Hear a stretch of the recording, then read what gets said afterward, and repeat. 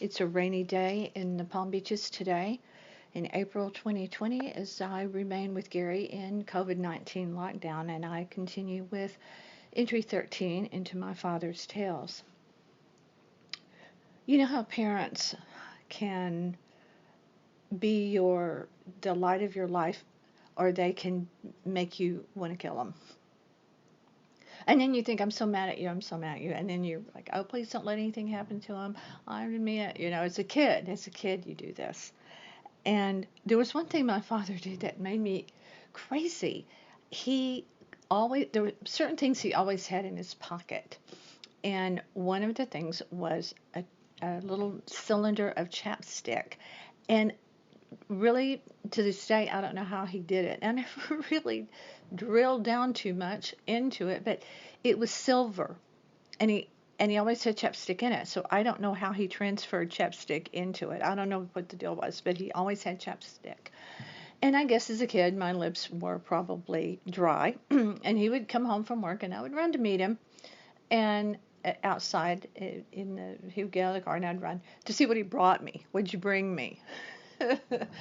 It wasn't always that he brought anything, but I always ask anyway. But he would always pull out his chapstick and put it all around my lips, just like a big swoop. It wasn't like he wasn't meticulous about it. It was like, and then he would go down my nose, down the bridge of my nose. To this day, I hate chapstick. I never buy chapstick. I have a little tube of Burt's Bees for Kate, but I hate chapstick. I hate Vicks VapoRub too, by the way. He didn't have anything to do with that. But oh my God, when he pulled out that chapstick, it was like, oh please, please don't. But I had to endure it. But when the hula hoop craze was a big deal, of course I set up the howl that a kid does for a hula hoop. Had to have a hula hoop. And every day I waited to see if there would be a hula hoop. I dropped all kinds of hints. I was big at hinting about things that I wanted because, actually I was a very polite kid, and I didn't want to be, I wasn't comfortable just begging too much. I mean, I did and I didn't, but I also kind of worked for things that I wanted to have. I would save up just change that I would pick up here and there. There was a little red purse I wanted at a department store in downtown Fort Worth, and I saved up my change until I got it for myself. But I was good at leaving notes. That's what I was good at. Dear Daddy, I need fill in the blank amount of money for X project or need, whatever, and I would put hearts and kisses and stuff all over it and love, have a great day, really cheery. And I waited till he went to bed, and then I would put it where I knew he would see it, getting his coffee. And then I would get up, and there was the money for the whatever it happened to be.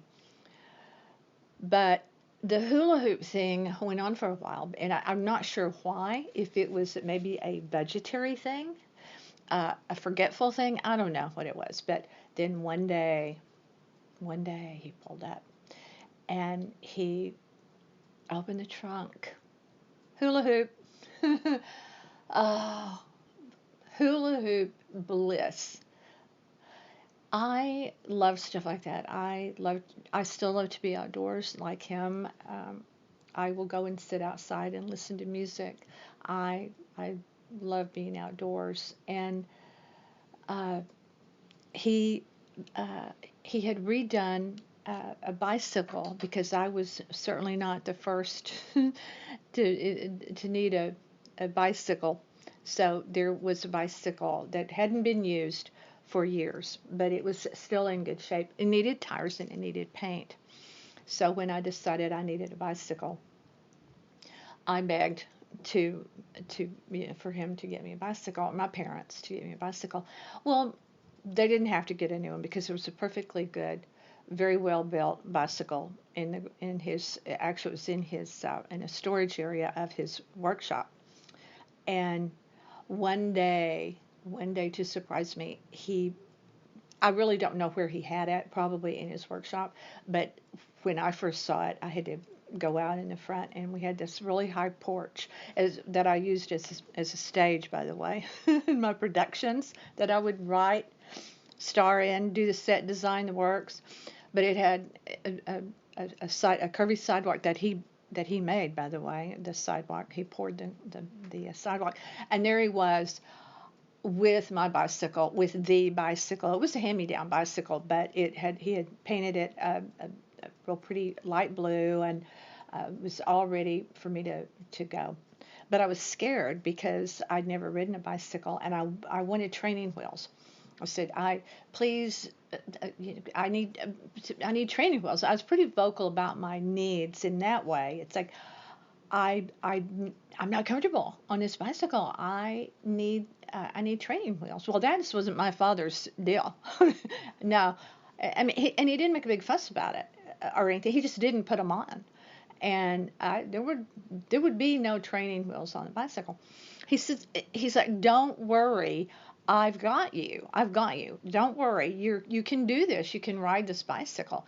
And we had our front lawn was pretty long, and as I've said before, it was terraced. It had because of the slope of the lot, in order for them to have a pretty yard, and their yard was gorgeous, always was, no matter where we lived, or where they lived.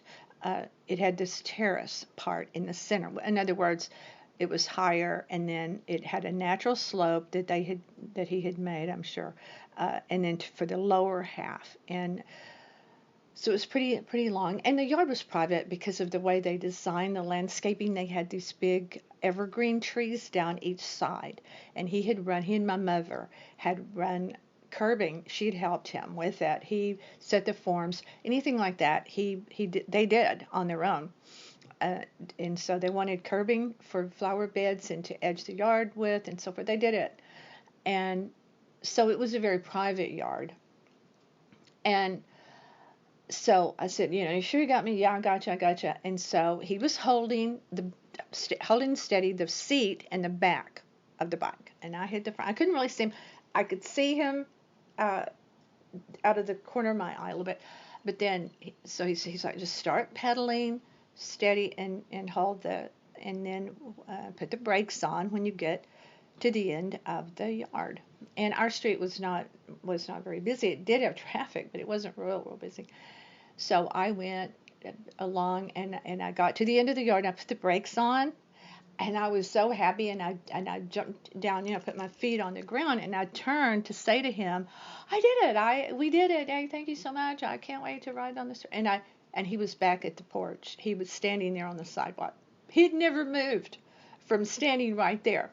He held it until I put my first spin of the pedal, and that was it. And I took off on bicycles from then on. It was like, see, you didn't need training wheels. It's like, oh my gosh. It's like, he did have me. He balanced me until I started pedaling, and then he just stood right there and watched me ride.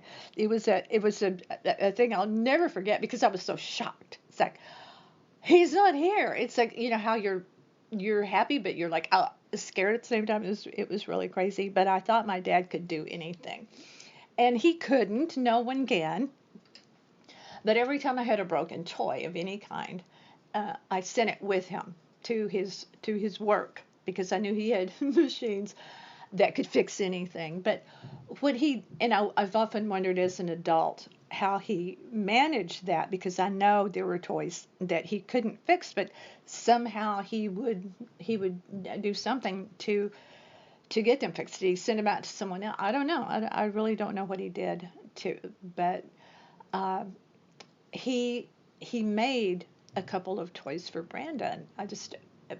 That are, one of them is a very cool, sleek. It's made out of metal. He cut it. It's pointed in the front. He put wheels on it. It's very, very modern. It's almost Art Deco in style, and he made that on his machines. And we still have it somewhere. Either we have it or Brandon has it. I may have given it on to Brandon for him to keep. But before we moved from the home where I was a child, where the bicycle thing took place, they were remodeling that house. And they tore out the wall between the kitchen and the living room and opened it up to have an open concept before anyone had knew what it was. Just open it up, and my mother wanted to put a snack bar, a bar between the living room and the kitchens, an island, as it were.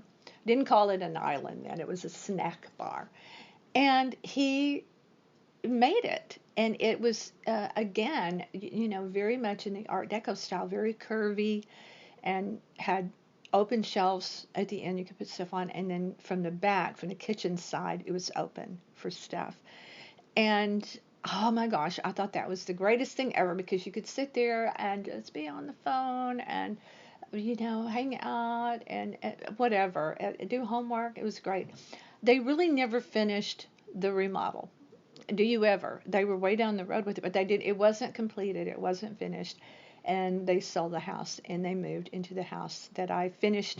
Really, what I consider my formative years, my really growing up years, where I really consider that my home house was that one because that was where all the important things as you're getting older and you're coming you become I became a teenager there. I became, all of those big things happened there. So, excuse me, this is entrance 13, my father's tales.